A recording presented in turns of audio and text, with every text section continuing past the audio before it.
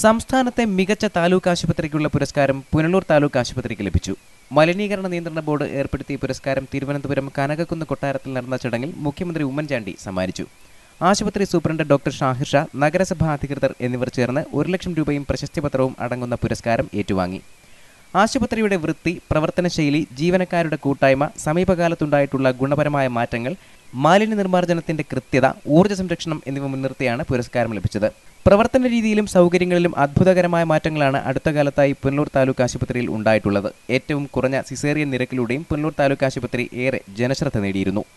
രോഗികൾക്കായി 144 കിടക്കകളും 23 പേവാർഡുകളുമാണ് പുനലൂർ താലൂക്ക് ആശുപത്രിക്കുള്ളത്. സാമൂഹ്യമായും സാമ്പത്തികമായും പിന്നോക്കം നിൽക്കുന്ന മലയോര മേഖലയിലെ ജനങ്ങളുടെ ഏക ആശ്രയമാണ് പുനലൂർ താലൂക്ക് ആശുപത്രി. ഇവിടുത്തെ OP വിഭാഗത്തിൽ പ്രതിദിനം 1000-ഓളം രോഗികളാണ് ചികിത്സ തേടിയെത്തുന്നത്. ഒരു വർഷം 1500-ൽ പരം പ്രസവങ്ങൾ നടക്കുന്ന ഇവിടെ സിസേറിയൻ നിരക്ക് 10% താഴെയാണ് എന്നത് ഏറെ ശ്രദ്ധേയമാണ്. അടുത്തിടെ ആശുപത്രിയിൽ ഫ്രീസർ മോർച്ചറി സംവിധാനവും ഏർപ്പെടുത്തിയിരുന്നു.